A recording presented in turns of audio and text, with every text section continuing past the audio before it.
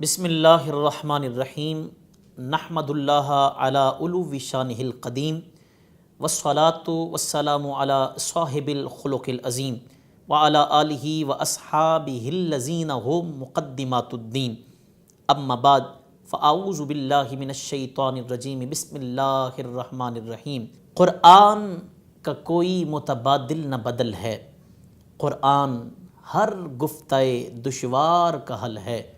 قرآن تو گنجینہ ہے اصل و اصول کا، قرآن تو معجزہ ہے خدا کے رسول کا۔ سامعین محترم، قرآن وہ عظیم کتاب ہے کہ جس کے متعلق رب کائنات نے خود ارشاد فرمایا ذالک الکتاب لا ریب فیہ، یہ وہ عظیم کتاب ہے کہ جس کے اندر کوئی شک نہیں ہے اور متقین کے لیے اس کے اندر ہدایت رکھی گئی ہے۔ قرآن کہ جس کے متعلق نبی رحمت سرور کونین صلی اللہ علیہ وآلہ وسلم نے ارشاد فرمایا لوگو، قرآن کریم پڑھنا آئے تو سبحان اللہ،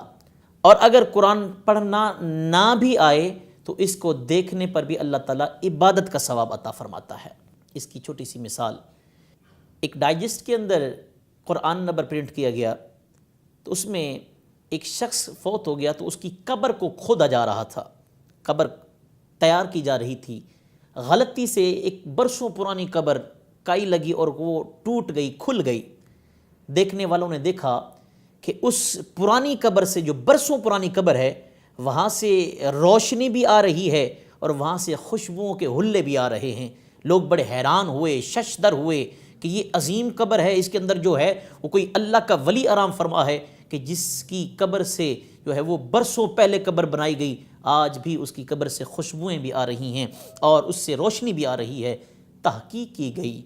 تحقیق کرتے کرتے ٹیم اس عورت تک پہنچی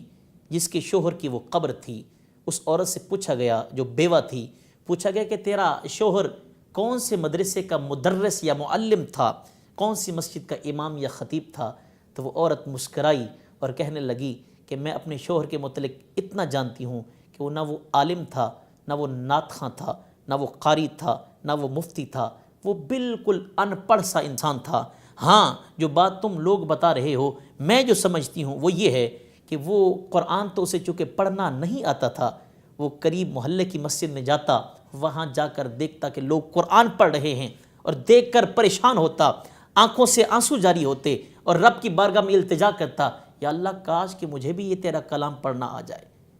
وہ روتے روتے گھر واپس پلٹتا، لڑکھڑاتا ہوا، پریشان پشیماں گھر کو پلٹتا، آ کر طاق سے قرآن اٹھا کر کھولتا اور کھول کر لائنوں کے اوپر سطروں کے اوپر انگلی رکھتا اور آسمان کی طرف دیکھ کر کہتا، یا اللہ میں نہیں جانتا کہ یہ کیا لکھا ہوا ہے، لیکن میرے مولا جو بھی لکھا ہوا ہے حق اور سچ لکھا ہوا ہے۔ یہی وجہ ہے کہ آج اس کی قبر معطر بھی ہے اور منور بھی ہے۔ سامعین محترم، آپ دیکھیے ذرا کہ قرآن نہیں پڑھنا آتا، صرف قرآن سے محبت ہے تو عالم یہ ہے کہ اللہ تعالیٰ اپنے کلام سے محبت کرنے والی کی قبر کو روشن بھی فرما دیتا ہے اور معطر بھی فرما دیتا ہے۔ وآخر دعوایا ان الحمد للہ رب العالمین۔